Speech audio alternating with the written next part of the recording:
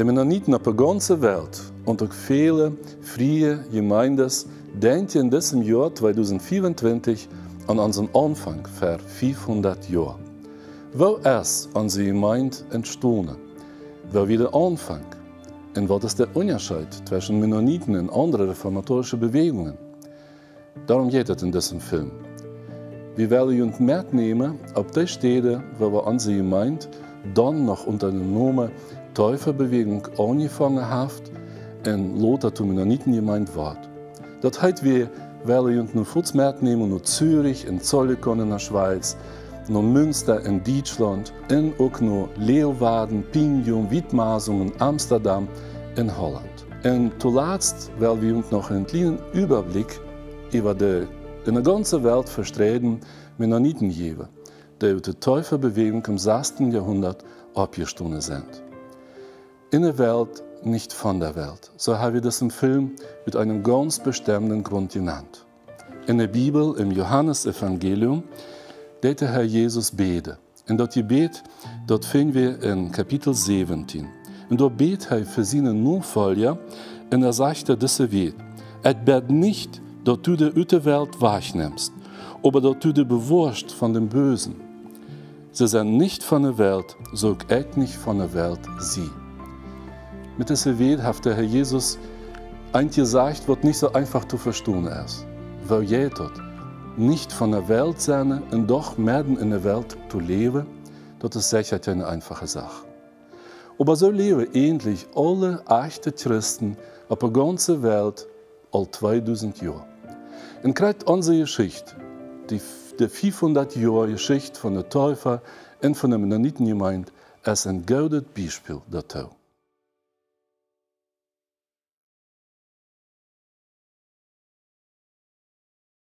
De bewählen von der Täufers wie ein Teil von der Dritten Reformation würden am 31. Oktober 1517 in Wittenberg in Deutschland anfangen. Und dem Tag hängt Luther seine 94 Thesen ab und würden heute über viele Dinge sträuf, würden eine katholische Kirche nicht in Ordnung werden. Mit diesen Thesen fängt es an, dass viele Dinge in der Kirche nie gemacht werden. Dadurch sollte in den nächsten Jahren sogar die ganze christliche Welt für immer anders werden. Da bekommt das Wort Gottes, die Bibel, war der Meier in Meier im Mittelpunkt vom Löwen. Ich kann sein, der Weg von der Täufer steht in dem deutschen Teil von der Schweiz in der Stadt Zürich. Hier fängt die Geschichte von der Täufer und da werden auch die Geschichte von den Mennonitengemeinde an, wie es die Mennoniten von der Täufer stammen. Da fangen wir im ersten Teil von diesem Film in dieser Stadt Zürich an. Die Reformation in Zürich fängt im Jahr 1519 an. In dem Jahr wird Ulrich Zwingli in dem Großmünster in Zürich als Leutpriester eingesetzt. Der Großmünster ist die höchste Kirche in Zürich. Als solcher Bild fängt heute ein deutsche Kirche an, die Evangelien Stadt für Stadt auszuleihen. Dort wird dann solcher Euerwand für die Menschen in Zürich, wie es Zürich katholisch wird und wie es da bald nicht so in Zürich gepredigt wird. Aber doch gelingt der Zwingli, den Rut von der Stadt dort zu bringen, tot sie seine Kund hielten. Der Rut von der Stadt wird übrig in Zürich. Am Anfang wird die Reformation noch ein Bett angehindert in Wild. Zum Beispiel brauchen sie die Fastenzeit mit dem Gebet zum Fasten dadurch, tot sie Wurst euten. Nach Dala wird mit dem Bildersturm. Dabei rannten sie in der Kirche in Zürich und mucken viele Bilder und Statuen von der Heilige Zwei. Zwingli traf sich immer weiter mit ein paar jungen Männer, damit sie töp das Wort Gottes, die Bibel lesen und lehren. Dabei lesen sie die Bibel auch in Durchsprachen und würden die Bibel mal geschrieben wird, in Hebräisch und Griechisch. Ein paar von diesen Männern mit würden Zwingli töp lesen deut, würden die bekannten Brüder mit würden die Täufers anfangen, Konrad Grebel und Felix Manz. Als man in Zürich anfängt, sich mit verschiedensten katholischen Geboten zu beschäftigen, hielten diese Brüder ganz den Kund von Zwingli. Seine Gebote wären das Gebot zum Fasten, das Gebot für Aufgaben für die Kirche, das Zölibat, katholische Priester durften nicht befreit sein, in verschiedenste Bilder und Statuen in den Kirchen. Als Zwingli und seine Freunde über die katholische Messe am Stand wollen, in der Rut von der Stadt dort nicht durchstehen dort, fangen sie an sich zu streiten. Zwingli meint dann, dass man so recht warten muss, bis die Rut von der Stadt unterstanden wurde. Und gerade dort wäre ein wichtiger Grund, warum sich in der nächsten Zeit einige von Zwinglis engsten Mitarbeiter von Arm weichtreten. Und ja, den wäre Konrad Grebel und Felix Manz, von denen all die Rede war. Sie hielten dort nicht für richtig, dass man die Reformen in der Kirche von einer weltlichen Regierung aufhängig macht. Und sie wäre dafür, dass man mit Hostia, mit Bosia abriemen sollen in der katholischen Kirche, die ganzen Messstände, das soll alles weg. Sie wollen eine radikalere und auch eine deepere Reform in der Kirche. Das sind einige andere Brüder, die von Zwingli enttäuscht wären, fangen an, sich selbstständig zu versammeln. Sie lesen die Bibel und sie beten. Diese Gruppe die war dann auch Lothar Konrad Grebel-Kranz genannt. Bald nachdem haben diese Brüder beim Studium von der Schrift eine ganz große Entdeckung gemacht. In der Zeit wird das ganz verloren gegangen. Das war endlich eine wahre Entdeckung. Und zwar ging es um den Glaubensdeib. In der Zeit hat man bloß Dinge getauft, ganz kleine Dinge. Und das hat man ganz vergessen, dass Jesus gelehrt hat, dass man Menschen taufen soll, die zum Glauben gekommen sind. Auch der Apostel lehrt gekriegt dort selbst. Und sie deuten dort auch so. Sie tauften immer Menschen, die voll ganz bewusst sich für Jesus entschieden haben. Und das war der andere Grund für das Abkommen, für das Abstunden von der Täuferbewegung. Wer wäre diese junge Männer und wo kommt das, dass diese Täuferbewegung hier in Zürich so abstund? Wir werden nun mit Jünd nach Zürich und nach Zollikon gehen, wo 1524 die erste Täufergemeinde abgestunden ist.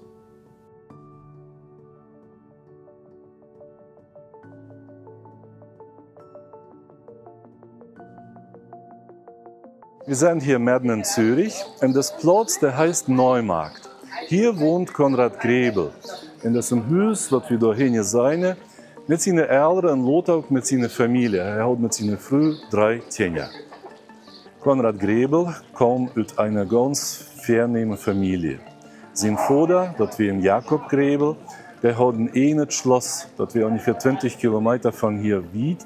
Und da in dem Schloss Grüningen, so heißt das Schloss, da war Konrad Grebel geboren. Als er ungefähr 12 Jahre alt war, dann trug die Familie hier nach Zürich. Der Vater hat hier in diesem Haus so einen Store, wo er dann Isa-Sachen verkauft. Konrad ging hier in die Schule, und nachher ging er auf eine Universität, Lothar auf eine andere, er war in Basel, in Wien und dann auch noch in Paris. Aber er hat sich nicht einmal ganz fein benommen, so musste er irgendwann zurückkommen, hier in Zürich. Und als er dann hier zurück war, dann hat er eine schwere Zeit. Am ging es nicht gut. Er sagt nur Gott und er funkt an mich. Und in der Zeit fängt hier die Reformation an mit Ulrich Zwingli. Und Konrad Grebel hört sich die Predigten an von Zwingli und er beteiligt sich.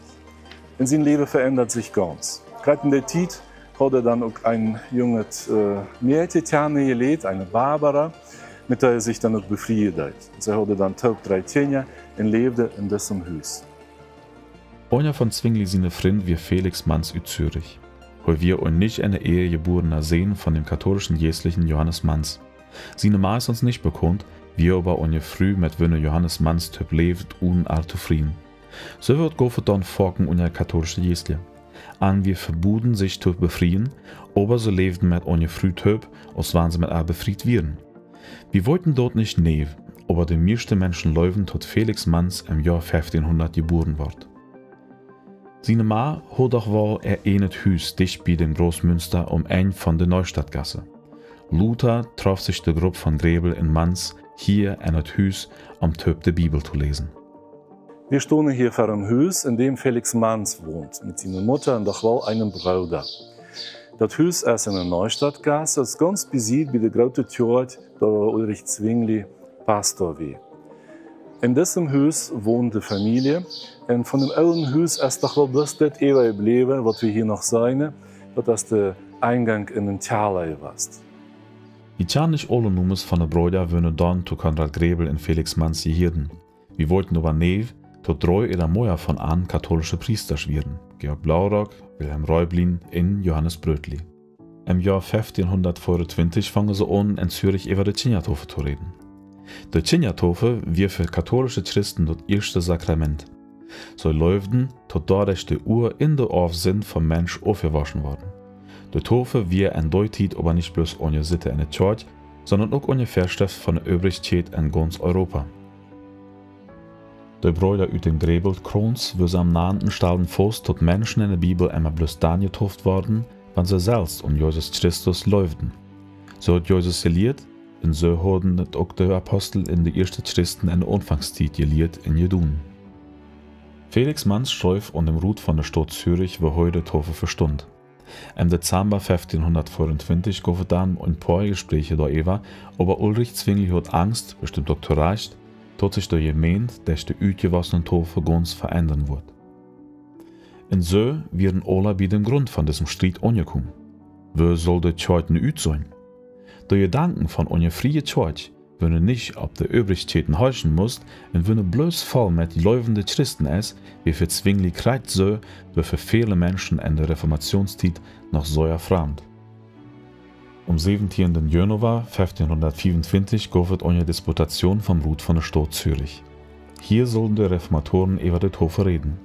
Sie waren sich aber so uneinig, dass sie in zwei Gruppen auseinanderbrücken. Danu ward der Brüder von Gräbelkrons verboten, über nie Gedanken zu reden, wenn sie eine Schrift gefunden haben. Sie durften sich auch nicht mehr versammeln, anders wurde sie bestufen.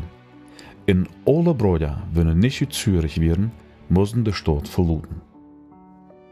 Am 21. Januar im Jahr 1524, das ist ein Sinnewund zu uns, trafen sich in diesem Haus ungefähr 14 Männer, zu beraten, wo sie wieder vergehen wollen. Eines verboten, sich zu versammeln, eines verboten, zu predigen oder zu reden. Und sie haben Angst, sie wissen nicht, wo es wieder wird kommen. Sie beten und reden darüber. Und in der Zeit, als sie dann so taub Gebet haben, dann steht mit einmal einer von denen, was für hier auch dabei wäre, ein katholischer Priester, Georg Blaurock, ab und sagt zum Konrad Gräbel, er will getauft werden. Und er will getauft werden auf seinen Glauben. Und Konrad Gräbel, der zweifelt im Bett, ob das richtig ist, weil in der Zeit hat keiner Menschen, die erwachsen sind, getauft. Und doch tut er das dann. Sie holen ein bisschen Wasser und er gibt dann dem Georg Blaurock 3-mal Wasser über seinen Kopf und sagt dann noch die Weg, was für die Taufe so gesagt wurde, dass er am tauft auf dem Namen vom Vater, vom Sehen und dem Heiligen Geist. Nachdem Georg Blaurock getauft wird, wollen auch alle anderen Brüder getauft werden. Und sie fragen dann, ob nicht Georg Blaurock, der auch ein katholischer Priester gewesen ist, an alle taufen wird. Und er tut das. Und so ist an dem Tag hier die erste Glaubenstaufe gewesen, auf das steht am 21. Januar im Jahr 1524. Dort wie der Anfang von der Täuferbewegung und dort wie auch der Anfang von unserer Glaubensgemeinschaft, von der Mennonitengemeinde. Diese junge Männer rund um Konrad Gräbel und Felix Manns wochten dann aber was ganz niet. So erinnerten eine freie Kirche, also eine Kirche, wenn er frei ist von den Obrigkeiten. Sie träumten davon, so zu leben, wie in der Anfangszeit von der Gemeinde in den Titen von den Aposteln.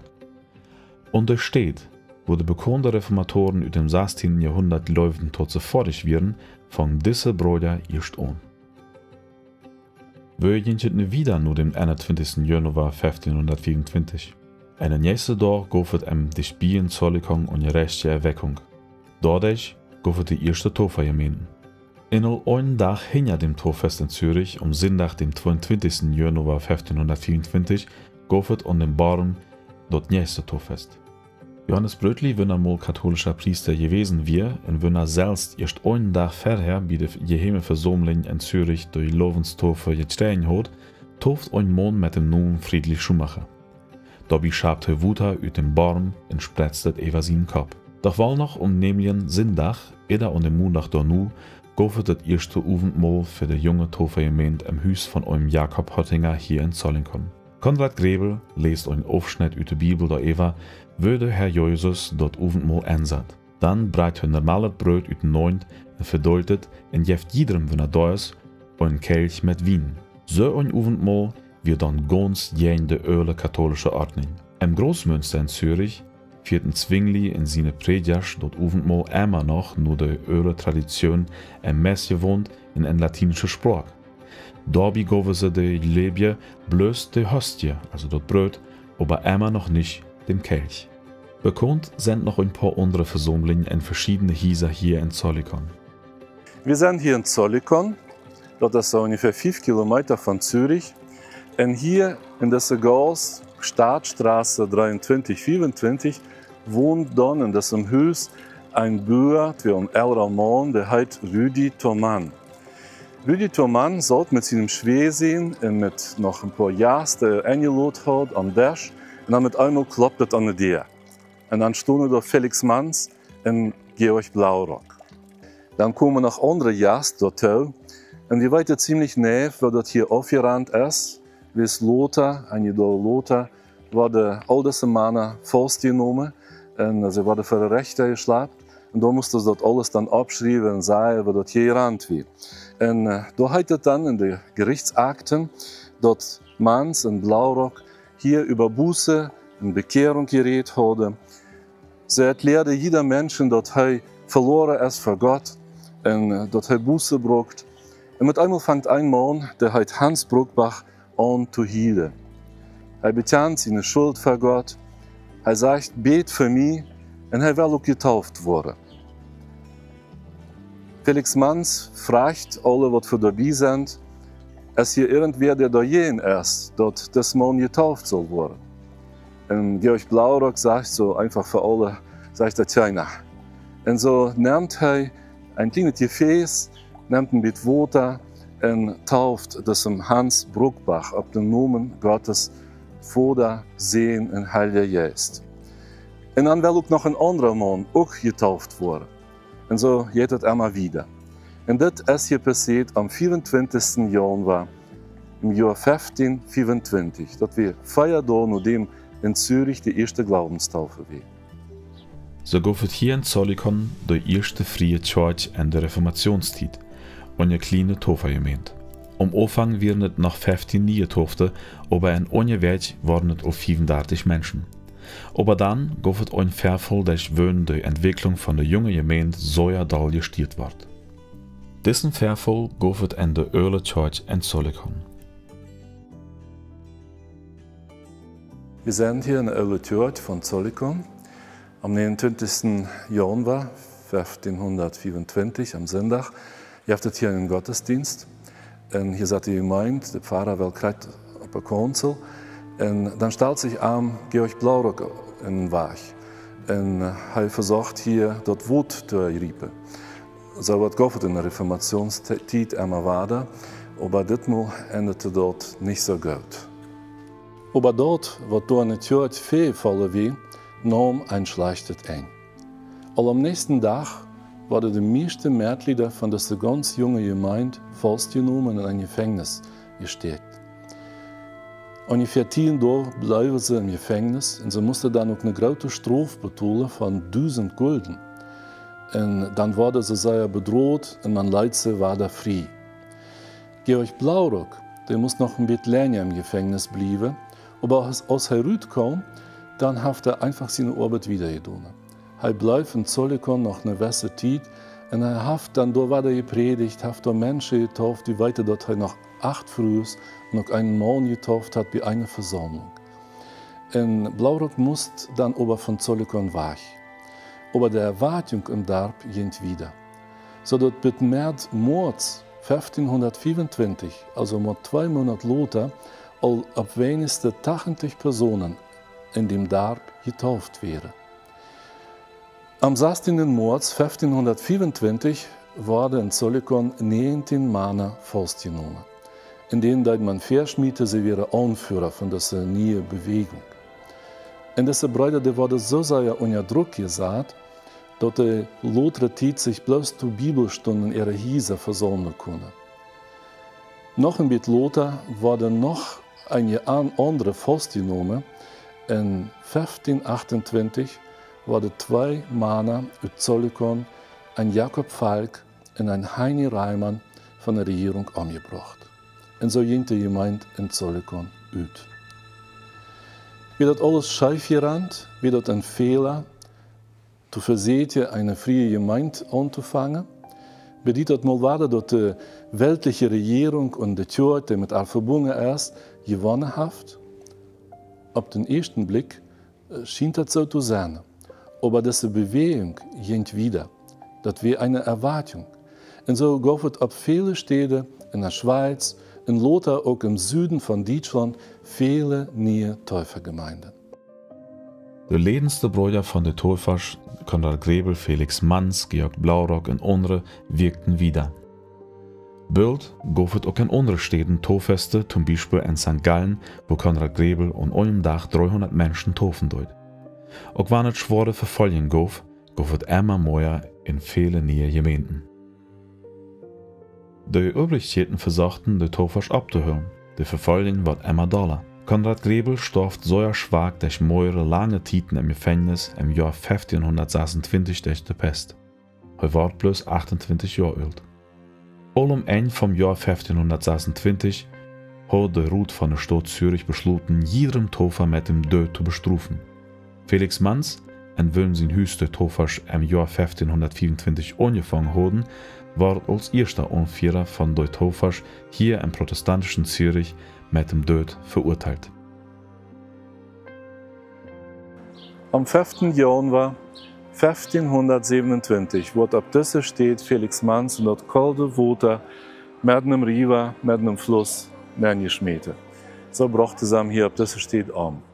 Als er hier angebracht wurde in einem Boot, war er ganz ruhig. Er sang noch ein Lied: In deine Hände, Herr, befehle ich meinen Geist. Seine Mutter und sein Bruder stonden auf der anderen Seite und haben ihm noch Mut gemacht, standhaft zu bleiben. Und er bleibt standhaft. Und so ist er als erster Märtyrer hier in Zürich am 5. Januar 1527 gestorben.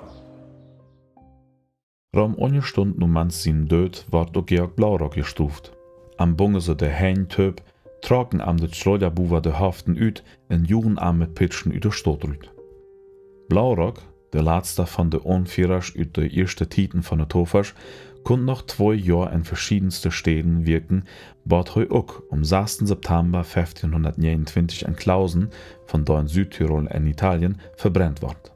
Oberg hinter dem Tidchen ein von Grebel, Manz und Blaurock wird hier kreuzsö wie in Zollikon. Auch wenn die ersten Gemeinden alle ganz verschlagen werden, wird die Geschichte von der Täufers hier noch nicht bald ein. Die Mission von diese und noch ein paar andere Brüder gab es nu auch in andere Dörfer in Städten Täufergemeinden. Das Denken von der Täufers spreut sich in den deutschen Ländern aus, wie und vier und kommen sogar bald in den Niederlanden. Heinrich Bullinger, der Nachfolger von Zwingli, klagt da eben und sagt: Die Menschen rahen die Täuferschen Jahren, als wann sie lebende Helge sind. Bekannt sind uns erste Gemeinden von der Täufers in Tirol, Österreich, Straßburg, in den mehreren wichtigen Städten in Süddeutschland, zum Beispiel Augsburg und Nürnberg. Durch Verfolgung und Flucht gab es bald auch Täufergemeinden in Mähren in Schlesien, was von dort Teilen von Tschechien und Polen ist. Der Lauf von der Täuferbewegung war immer noch sehr schwierig. Von Büte gab es Verfolgung, aber von Berne gab es auch Schwierigkeiten. Das gab theologische Unstimmigkeiten. Durch die Verfolgung werden die Täufer sehr verstreut. Und das führt dazu, dass viele Brüder auf verschiedene Städte mitgewirkt haben. Und sie werden sich nicht immer in biblischen Fragen einig. Das macht die Sache nicht leichter. Das Täufertum stand in der Gefahr, ganz durcheinander zu kommen. In der Zeit hat ein Mann mit Namen Michael Sadler an Bedienung gewonnen. Das war Anfang 1527, da kroch der Ältesten von der ganzen Täufergemeinden der Togow zu einer heimlichen Konferenz. In der Brüder kommen alle taub in eine kleine Stadt Schleitheim. Das ist eine Stadt, die liegt auf der Grenze zwischen Deutschland und Schweiz. Und am 24. Februar 1527 haben diese Brüder dort das Schleitheimer Glaubensbekenntnis taubgestellt. Das wären nur 7 Artikel, wird alles ganz einfach geschrieben, aber da wird das Wichtigste von dem, was sie endlich lehren wollen, taubgestellt.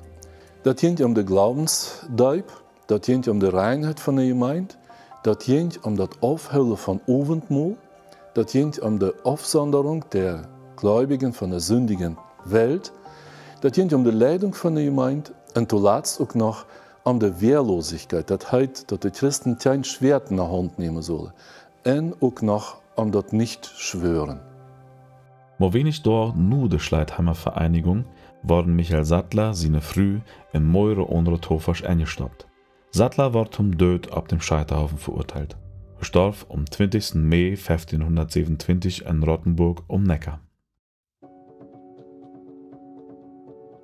Der Verfolgung von der Tofasch wie bald Reichssache, also eine Sache für das ganze Deutsche Reich. Ab dem Reichstag in Speyer wird 1529 dort wieder Täufermandat beschlossen, wenn man dort nannt. Damit will man die Tofasch utrotten.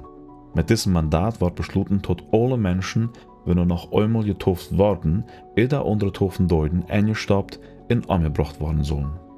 Dabei wird kreiten dönt auf man Mohn oder Frühwehr. Dadurch sollten die Tofasch ganz utgerottet worden. Tjonja seht wird jen das Mandat. Der katholische und der protestantische Menschen und der Übrigkeit stemmten diesem schlimmen Plan zu. Die Verfolgung wird immer harder. Und wir werden einige Täufer, ganz besonders in Holland, aber auch im Norden von Deutschland, und sie glaubten, dass sie sich dort nicht mehr alles so gefallen lassen sollen. Und sie wollen sich nur wehren, und dort mit dem Schwert. Und das Ganze nahm eine ganz schlimme Entwicklung. Was wird passiert? Das Täufertum wie so um das Jahr 1530 durch einen Mann, der den Namen hat Melchior Hoffmann, nach Norden Deutschlands und nach Holland gebracht wurde. Das Mann war ähnlich vorher ein lutherischer Prediger gewesen. Aber er hat sich dann lautere Zeit den Täufern angeschlossen. Er war ähnlich ein ganz guter Bußprediger und er hat durch den Glaubensdeib ganz richtig gelebt. Durch Arm sind durch viele neue, lebende Gemeinden abgestoßen. Aber das Melchior Hoffmann lebt nicht bloß dort, was in der Bibel stand, sondern er lebt, dass er auch noch von Gott Offenbarungen hat.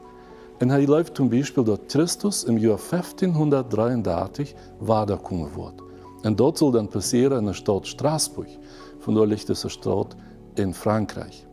In dieser Stadt Straßburg soll dann ein neues Jerusalem werden. Er selbst hat das Schwert, die Gewalt, aufgelehnt. Aber er kommt in ein Gefängnis und er bleibt auch 10 Jahre bei der Strafe. In der Zeit kommt Christus nicht.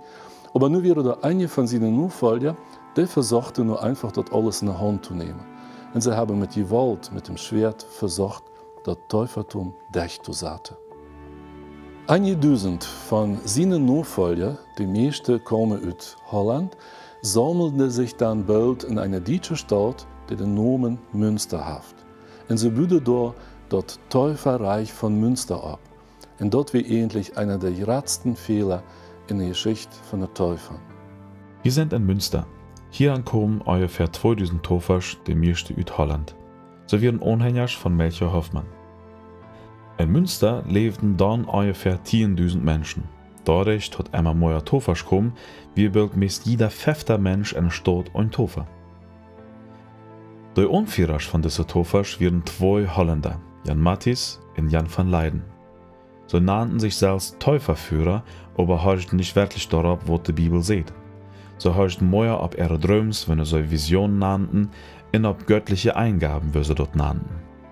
So wird die Stadt von Jan Matthys als Neues Jerusalem ausgerufen. Dabei mucke seine Vision bekannt, und Östern 1534 soll Christus selbst in die Stadt kommen. Alle Gottlösen mussten vorher vernichtet werden, bis Christus wiederkommen wird. Danu wird Christus über die ganze Welt herrschen. Die Menschen in Münster mussten sich ab Stadt taufen lassen, oder sie mussten die Stadt verlassen. Ungefähr in dieser Stadt stand dann das Haus vom Bürgermeister Bernhard Knippendolling. Hier stunden dann Amasch für die gezwungene Taufen. Die Menschen mussten alle hier ankommen und wurden dann von den Predigers von der Täufers getauft. Rund 1500 Menschen in Münster leuten sich dann in ein paar dort taufen. Aber dort waren lang nicht alle. Wer sich aber nicht taufen lässt, muss nu wirklich die Stadt verlassen. Die falschen Propheten in Münster herrschten ungefähr 14 Monate. Dort ging erste ein, als sie verraten wurden. In der Nacht vom 24. ab dem 25. Juni 1535 konnten die Soldaten vom Bischof in die Stadt ankommen. Und diesen Tag wird so viel Blut verguten. Rund 650 Verteidiger von der Stadt wurden angebracht. In den nächsten Tagen wurden dann noch mehr von an öffentlich hingerichtet. Jan van Leiden und ein paar von seinen besten Freunden wurden gefangen genommen, aber nicht kurz heimgerecht. Sie wurden ungefähr 6 Monate in verschiedenen Städten, zum Beispiel auch ab Sparrenburg und Bielefeld, vergeführt, damit man an Dom sein konnte. Im Januar 1536 wurden sie dann auf dem Marktplatz in Münster mit lehnenden Tagen gequält und dann nur durchgespeckt. Damit schon ja den Nuhmorgen durch, staubte sie ihre deutsche Charpers in eiserne Klutches und hangte ohne Lamberti-Kirche ab. Die wohltätige Anhängers von Melchior Hoffmann verschwungen in der nächsten Zeit meist ganz. In Unja de Tolfasch wurde sie auch niemals mehr Worte sein. Aber dort, wo der Münster passiert wird, gab der Welt in der kirchlichen Obrigkeiten genug Grund, auch die friedliche Tolfasch zu verfolgen.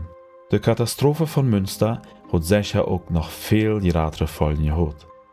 Die biblischen Gedanken von der Löwenstaufe und von der Freie Church wird nu für Jahrhunderten als schlecht angesehen. In vielen Gruppen wollen die nämlichen Gedanken aus der ersten Taufasch hören, wollen nicht tot Menschen an mit der Taufasch aus dem 16. Jahrhundert verbinden deuten.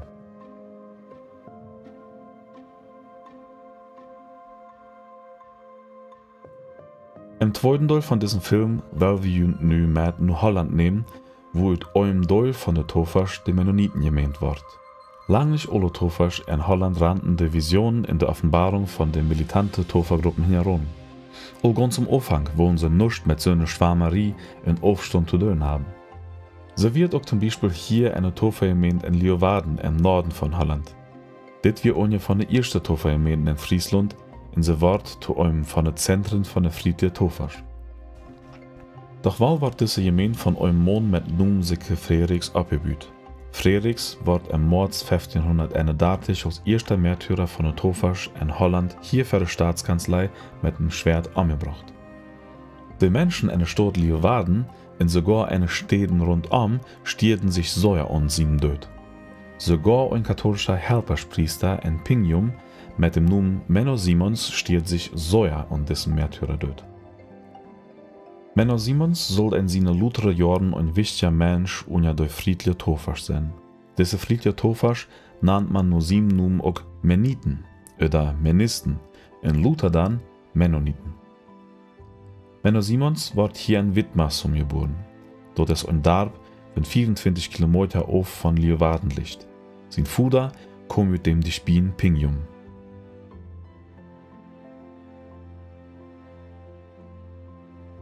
Wir sind hier in Wittmarsum, dort ist der Dorf von Menno Simons.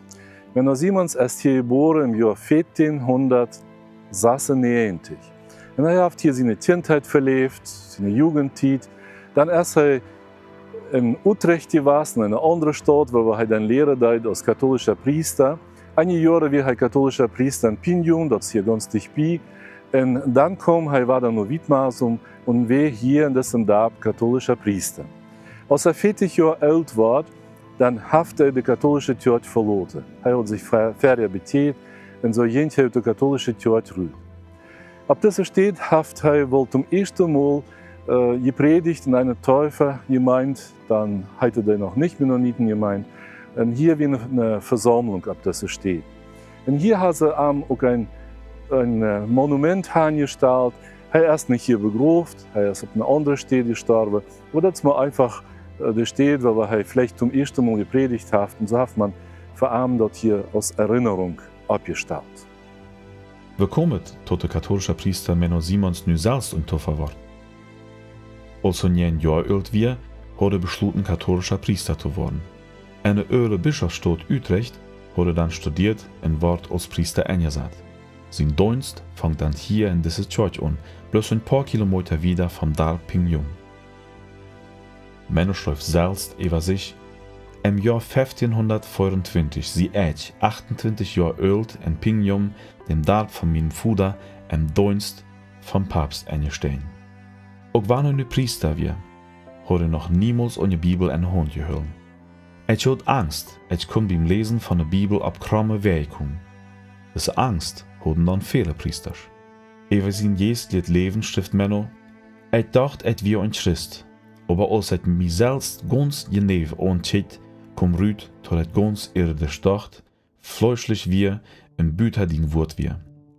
Mein Licht wie Finsternis, meine Wahrheit wir leh, meine Gerechtigkeit wir sind, meine Religion wir für alle sichtbare Götzendienst, in mein Leben der Gewässer dort. Et wir der erste Verrat bei alle Dummheit, annütze wird in Stalt, mit Spell und Trinken verbracht hat meine Zeit. Als meiner Simon al ungefähr 2 Jahre hier in Pinjum Vikar, dort hat ein Hilfspriester weh, kreeg hij ganz beunruhigende Twijfel. En dat ging om de Messe, dat Avondmahl in der katholischen Kirche. Die katholische Kirche, die lehrt, dat bei dem Avondmahl, durch das Gebet von dem Priester, dort braut sich wörtlich in den Leib Christi, in der Kirche, der Wein sich wörtlich in das Blut Christi verwandeln soll.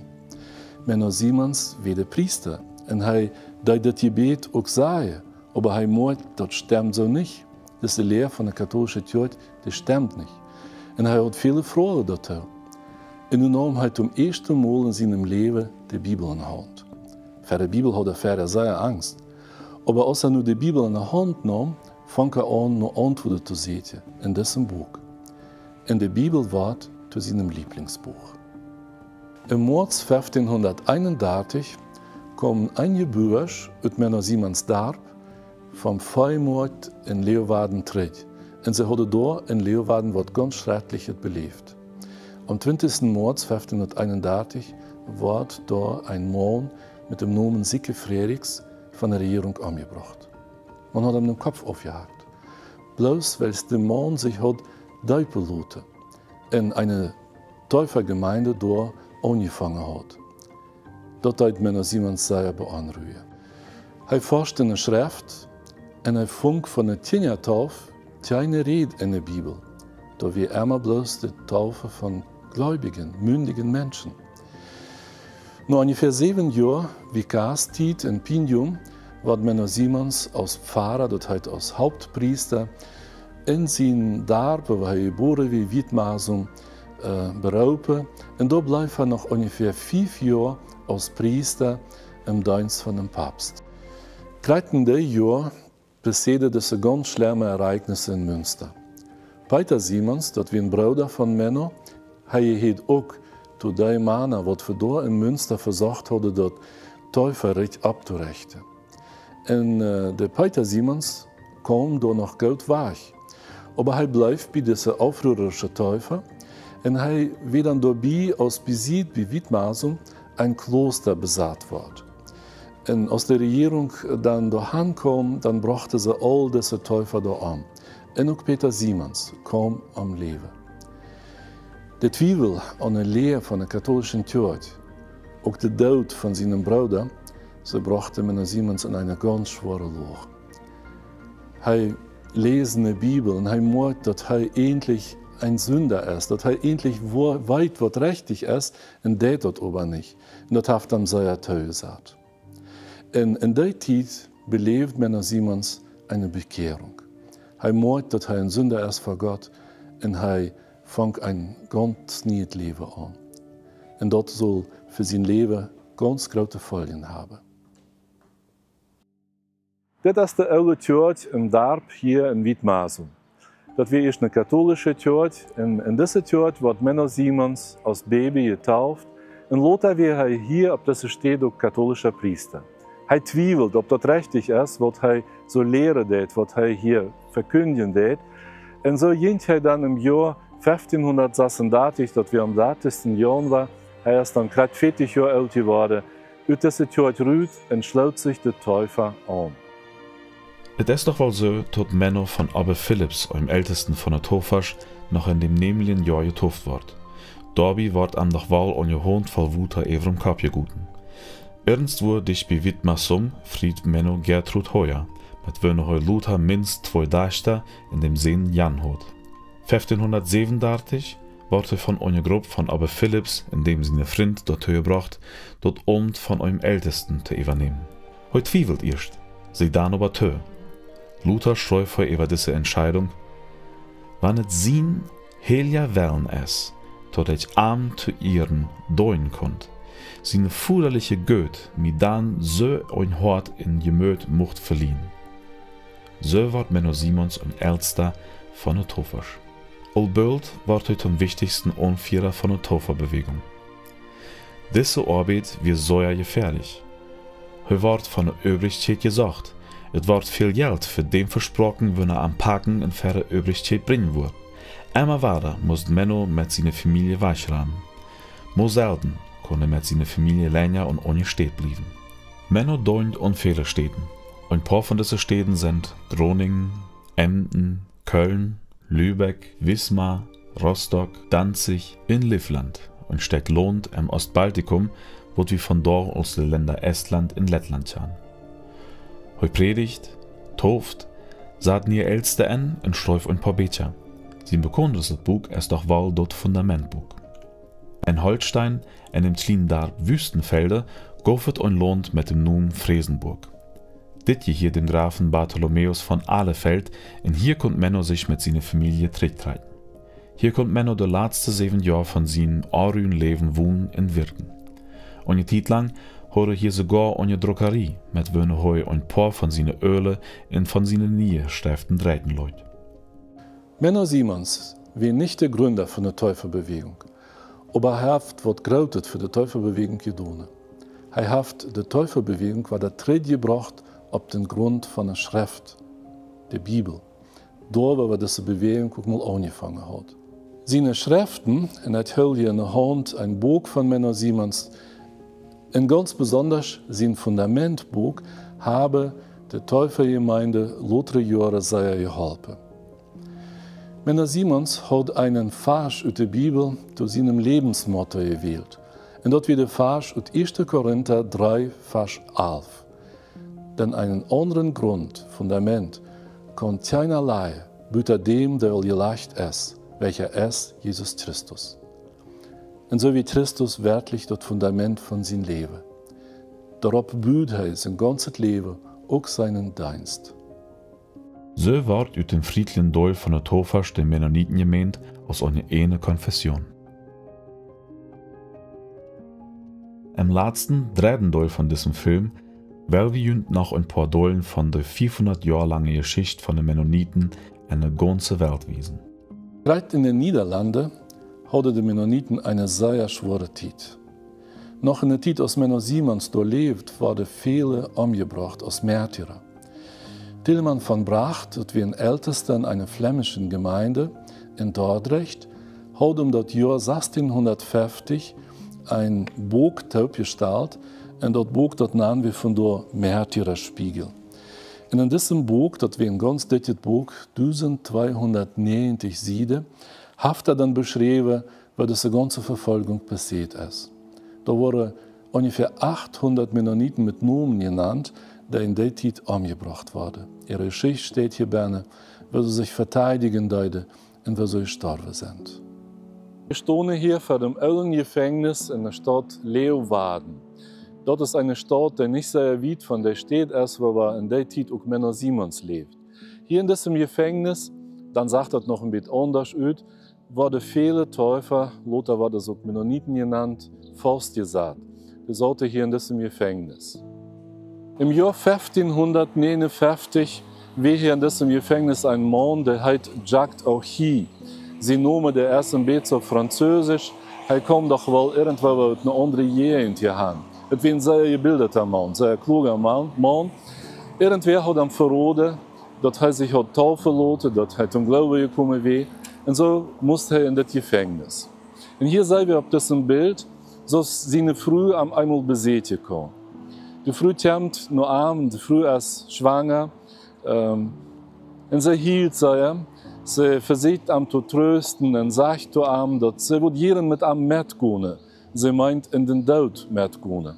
Aber er sagt zu ihr, er tröstet ihr und sagt zu ihr, dass der Herr das anders sein hat, dass der Herr das soll sein hat, dass er ein bisschen verrückt gehen muss.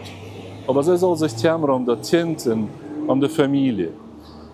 Ein paar Tage später, am 20. März 1559, wird dieser Mann hier in diesem Gefängnis umgebracht. Wir sind hier nun mitten in Amsterdam, in Holland, in einer großen Stadt. Und auf diesem Platz, der heißt Dam, da hinten, dort ist der königliche Palast. Auf dieser steht, haben sie dann eine ganze Reihe Täufer verbrannt. Das wir im Jahr 1549, als sie hier von der Täufergemeinde einige festgenommen hat, in Gefängnis gesagt, und das waren 19 Personen, die dann im Gefängnis saßen in der Zeit, und die waren alle zum Tod verurteilt.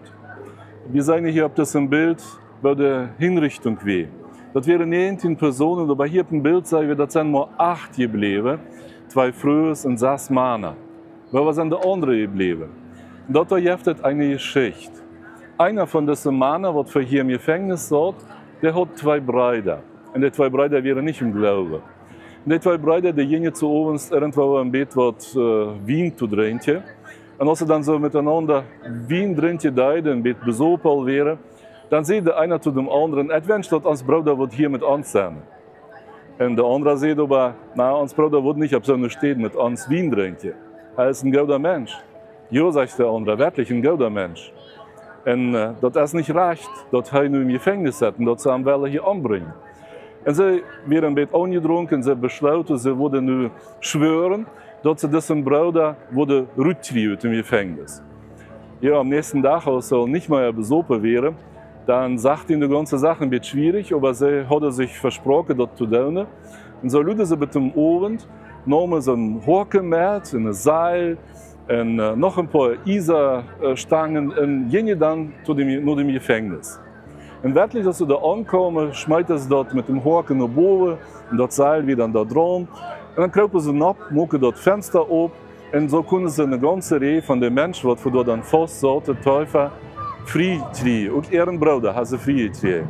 Das ist ein Mann, den wir hier auf dieser Seite sehen, der hat ein hälternes Bein. Und er will ein älterer Mann. Und er sagt, ich wünsche nicht mehr zu leben. Ich bin nur bereit, mit meinem Herrn zu gehen. Und wenn ich nur noch mit einmal frei war, dann weiß ich nicht, ob ich dann noch standhaft bleibe in meinem Glauben. Und so bleibt er dabei. Und so hat er, das Mann und noch andere Männer und 2 Frauen wurden hier dann auf diesem Platz mitten in Amsterdam verbrannt. Für ihren Glauben, dass wir bloß, weil sie sich taufen lassen auf ihren Glauben. Meest krijgt je ook de Täufers und viele andere Städten in Europa. In Holland wurden die schlimmste Verfolgung nur ungefähr 40 Jahre abgehört. Aber in der Schweiz wurde noch im Jahr 1614 Hans Landis als letzter Mennonit mit dem Schwert umgebracht. Die Schweizer Täufers wurden noch bald Ende 18. Jahrhundert sehr unterdrückt. So sieht man eben an, dass Ehen nicht richtig werden und dass ihre Kinder da wen Kinder von nicht befriedeten Mann Paar sind. Dadurch haben die Kinder es dann schwer. Vielen nahmen die Übrigkeit ihre Sachen in sogar ihr Tüsweich mit Juren an üten lohnt. So kommen viele Schweizer Mennoniten nur verschiedenste Städten in Süd- und Norddeutschland, nur Holland, in nur Preußen, wo sie sich an nie Tüs abbühen mussten. In Holland stehen die Mennoniten im Jahr 1579 die nämlich reichten als alle Menschen in Holland. Vorher wären sie rund 40 Jahre verfolgt und umgebracht worden. Sie durften aber immer noch nicht ihre Kirchen so bühen, dass man von Büten sollen konnte, dass es eine Kirche von den Mennoniten ist. Dadurch bühen die Mennoniten Kirchen wie eine Tarn oder Verstopperkirche genannt worden, wie diese Kirche hier in Leeuwarden. Die erste Kirche Utholt wird hier im Jahr 1631 als ein Hingerbühe gebüht. Rund 40 Jahre Luther bühte sie dann eine neue Kirche Utstein, wenn in den nächsten Jahren mehrere Malen gerade gebüht und abgefrischt wird. Zwischen den Häusern ist noch der schmale Gang zu sein, wenn dann zum Eingang von der Kirche lädt. Ähnlich wirkt diese Kirche in Alkmaar abgebüht. Das erste Haus, Utholt, wird rund 1612 gebüht. 5 Jahre danach wird unternehmlich steht diese Kirche Utstein gebüht. Dann steht die Kirche in der zweiten Häuserreihe und wir von der Ghost nicht als Kirche zu sein. Erst nochmal 200 Jahre Luther kauften die Mennoniten wohnen in Holland meistens aus Dopsgezinde, Tofjesinde genannt worden, dort Hüs ohne Gos. Und erst als dort Hüs aufgebrochen wird, wie die Kirche von der Gos zu sein. Diese kleine Kirche in Pingjum ist doch wohl die älteste mennonitische Kirche in der ganzen Welt. Sie wird rund das Jahr 1600 gebüht und ist dadurch über 400 Jahre alt. Sie steht bloß ein paar hundert Meter wieder von der Kirche in dem Dorf, wo mal katholisch wir und dann Menno Simons dann als Helperspriester gedient hat. Besonders bekannt ist die Singelkerk in Amsterdam, wo auch als eine verstoppte Kirche gebaut wird. Hinter dieser wohnt, finden wir die geradste mennonitische Kirche in Holland, die 1640 gebaute Singelkerk. Durch einen langen Gang kommt man nur dem größten Saal. Rund 1700 haben sich in viele Gegenden in Holland Mennonitengemeinden gebildet. Ein paar von ihnen werden sehr groß. Die Gemeinde in Amsterdam werden eine Zeit lang über 3000 getaufte Mitglieder. Die Mennoniten werden in vielen Ländern auf der Welt als der Stelle ein Lohn gesehen. Ja, sie wollen in Ruhe und Frieden ihren Leben leben. In Versehen in der Welt, aber nicht vor der Welt zu sein. Aber immer wenn sie an Leuten, haben Menschen mit dem mennonitischen Leben auch versucht, für alle Menschen in der Gesellschaft gut zu tun. Als in Holland Ende vom 16. Jahrhundert bis zum Anfang vom 17. Jahrhundert der goldene Zeit anfang, ging Holland auch wegen der Mennoniten sehr schön. Viele von ihnen leideten sehr im Handeln in einer Schep fort. Agnes Block, Böhne wie hier auf dem Bild sehen, wird in eine reiche mennonitische Familie in Emmerich geboren. Sie lebt nur dem Tod von ihren Eltern bei Freundschaft in Amsterdam. Sie kann schon malen und wird dafür auch bekannt. Sie sammelt auch viel Kunst und wird eine Botanikerin. Im Jahr 1670 kauft sie sich südlich von Amsterdam und steigt Lond, wohnt sie bald zum Landgut Wieverhof utbüht. Sie sammelt hunderte exotische Planten aus der ganzen Welt in ihrem Garten. So wie auch die erste, wenn eine Ananas in Holland anbauen konnte. Diese Ananas so wie hier unten links auf dem Bild von ihr. Auch dit Anwesen Ruppelmonde, eine Nachbarschaft, die hier ein Mennoniten mit dem Namen Lukas Bolz. Mit der Zeit kauften und erbüten sich immer mehr reiche Mennoniten hier ihre Landgüter. Dadurch nannten die Menschen diese Gegend zum Spott Mennonitenhimmer. In der deutschen Gegenden werden besonders die Stadtgemeinden in Krefeld und Hamburg bekannt, wenn mehrere die Mennoniten werden, wenn in Holland hoden Weißland musste. Viele Jahre lang wird die Gemeinde in Krefeld die geradste mennonitische Stadtgemeinde in Deutschland. Die Krefelder Mennoniten waren große Freunde vom Pietismus und besonders von der Herrnhuter Brüdergemeinde. Sie verstanden sich auch sehr schön mit dem pietistischen Liederdichter Gerhard ter Stegen, wo er viele Lieder schrieb, von Wöhne wie von dort auch noch viele Tjan, zum Beispiel Gott ist gegenwärtig. In den meisten Teilen von Europa haben Menschen, die unterstacht nicht immer noch schwor, aber gerade in Krefeld waren die Mennoniten sehr wichtig für die Wirtschaft. In Krefeld wird besonders die mennonitische Familie von der Leyen bekannt. Die mucken viel seht und hatten viel zu sein, so dass sie sogar den preußischen König in ihrem Hüs zu Gast haben durften. Dort Hüs, in wo die Familie von der Leyen dann leben dort, ist Luther dort Rathüs von der Stadt Krefeld geworden. Die Mennonitengemeinde in Hamburg-Altona goffet von dem Anfang vom 17. Jahrhundert.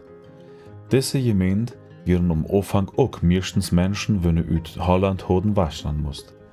Mit den Jahren wurden ein paar Mennoniten besonders wichtig in der Stoffproduktion, im Handeln, im Reederiegeschäft, mit Schäb und im Walfang. Der Mennonit Hinrich van der Smissen war zum geradsten Gutsbesitzer von der Stadt. Während Rosen, wenn aus Diakon in der Mennonitengemeinde deunt, wird um 1780 zu einem von der wichtigsten Reeder in Hamburg. Seine 21 Schäb, und davon wir sogar dort ganz geradste in ganz Hamburg, fuhren von Archangelsk in Russland, Bad Lissabon in Portugal in über dem Ozean nur Amerika. Noch eine Titen von der Verfolgung in Holland in andere Teilen von Nordeuropa sind viele Tofers, wie Luther Mennoniten genannt worden, nur Preußen gerannt.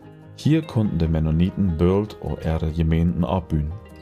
Es ist uns bekannt, dass Menno Simons diese Gemeinden im Jahr 1549 besorgt und gesteuert hat. Die Mennoniten haben in Holland viel über das Drehschlein von Lohn gelehrt. Dadurch, dass sie diese Arbeit auch in Preußen mucken, wurde sie hier sehr bekannt. Der Route von der Stadt Danzig schädte ohne 1547 ein Tofer mit dem Namen Philipp Friesen in seine Öle Heimat, von wo er heute Weißland musste. Am gaven sie eine Einladung für andere Tofer schmet, damit sie auch nach Preußen kommen. Adam Wiebe, wenn Rom dort Jahr 1584 in Harlingen in Friesland geboren wir, in dann und Danzig in Preußen kom, war hier ein wichtiger Wuterbücher-Ingenieur und Erfinder. Heu büht ein System für Aufwuter in Danzig und mug dort Wuternetz nie in Beta. Seine bekannteste Arbeit ist eine von der ersten Seilbahn von der ganzen Welt. Mit dieser brachte sie dort Bühmaterial von dem dichtbiegen Bischofsberg nur dem Büh von der Bastion in der Danziger Verstadt.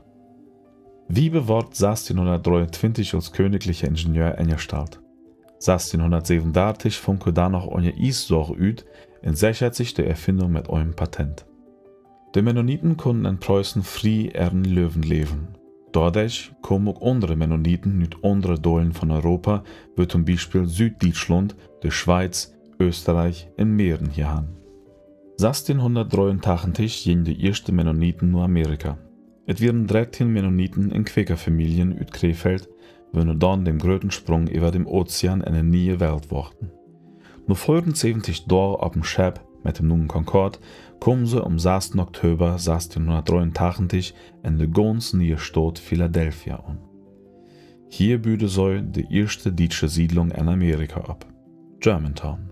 Der 6. Oktober, also der Tag, an dem sie in Amerika ankommen, wird in den USA jeder Jahr als German American Day gefeiert.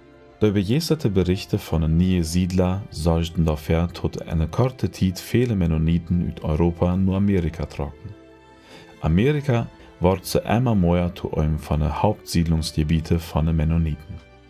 Aus am Ende von dem 18. Jahrhundert, die Mennoniten in Preußen, wegen ihrer Wehrlosigkeit eine Möglichkeit mehr hatten, nicht Land zu teipen, suchten sie einen Ausweg. In der Zeit, im Jahr 1763, hat der russische Zarin Katharina II. Ein Einladungsmanifest abgestellt und sie wünscht, dass deutsche Menschen nach Russland kommen. Katharina II. Wie endlich eine deutsche Prinzessin. Sie hat sich mit dem russischen Zaren befreit und als der dann starb, wie sei dann Zaren, allein im russischen Reich. In diesem Manifest versprach sie den Mennoniten und andere Siedler, die aus Deutschland dann nach Russland kommen wollen, große Privilegien. Und so gingen im Jahr 1789 die ersten Mennoniten aus Preußen nach Russland. So büten ihre eine Kolonien mit Kirchen, Schulen und vielen Wirtschaften ab. In der Mitte vom 19. Jahrhundert diente die Mennoniten in Russland das Beste. Besonders das Schulsystem wie ein von den besten im ganzen Zarenrussland. Jeder Kind in den mennonitischen Kolonien ging zur Schule. In Büter der Schulen in der Darpa gab es auch immer mehr größere Schulen wie in Deutschland, Gymnasien, Kommerzschulen und pädagogische Ausbildungsstätten. Ein Bild so wie eine Mialis-Schule im Darp Rosenthal und der Ölkolonie Chorlice. In Russland entstanden im 19. Jahrhundert zwei bekannte Dollen von der Mennonitengemeinde. Die kleine Gemeinde, angefangen vom Jahr 1812, in der Mennonitenbrüdergemeinde vom Jahr 1860 an.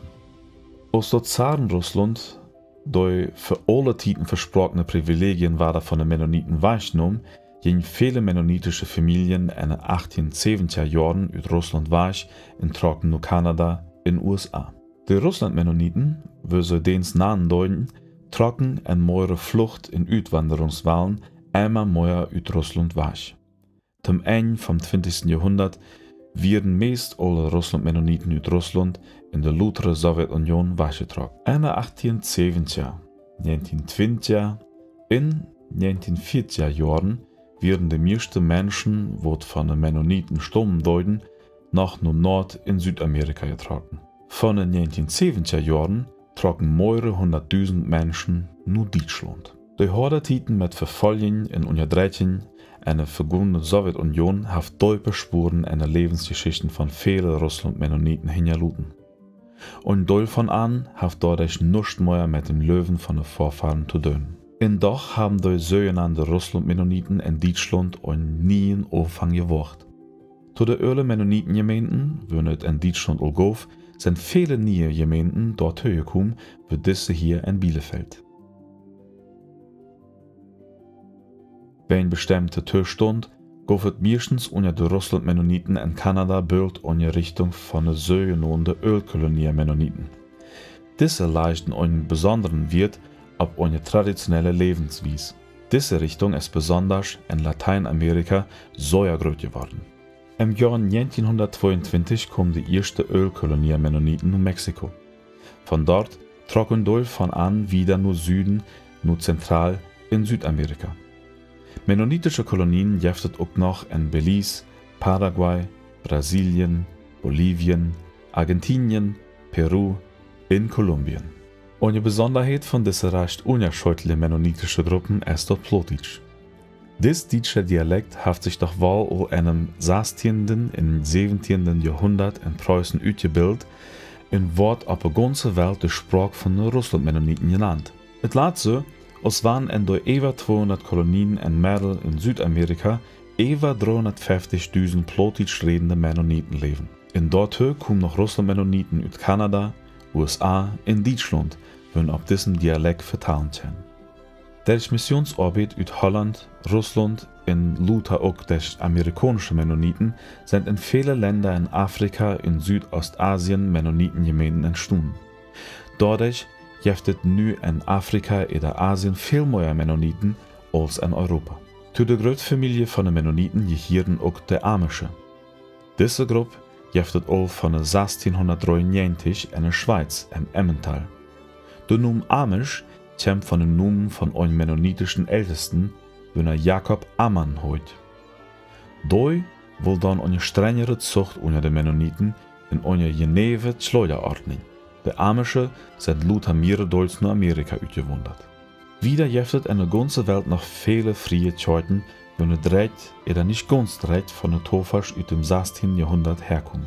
Mennoniten leben von dort in ungefähr 80 Länder auf der ganzen Welt. Und viele Städte in der Welt, wo Mennoniten nu oder einmal gelebt haben, sind sie bekannt als Menschen, die nur arbeitsam sind in Frieden sitzen. In Mexiko, wie hier in Cuauhtémoc oder in Kansas in den USA, wurden mennonitische Siedler Denkmäler gesagt. Zum 100-Jahr-Jubiläum von der ersten Ansiedlung von den Mennoniten in Mexiko wird von der Regierung ein Geldstück ausgehändigt. Damit will die Regierung den Mennoniten loben, dass sie so viel Lohn so bearbeitet haben, dass man dort als Felder nutzen kann. Treue zu der Bibel, Mündigkeit, Gewaltlosigkeit und Freiheit. Dort sind die stolzsten Merkmale von den Mennoniten in der ganzen Welt. Mitten in der Welt zu leben, aber nicht ein Port von der Welt zu sein, ist wirklich nicht einfach. Aber das ist der Weg, den der Herr Jesus uns gelegt hat. Unsere Geschichte greift diese 500 Jahre von der Täufer und von der Mennonitengemeinde sind ein mutmachendes Beispiel, dort jeder Tag auf Neues zu wahren. In Dankbarkeit sei wir treu auf dem Weg auf diese 500 Jahre und wir seien aber auch zuversichtlich in der Zukunft.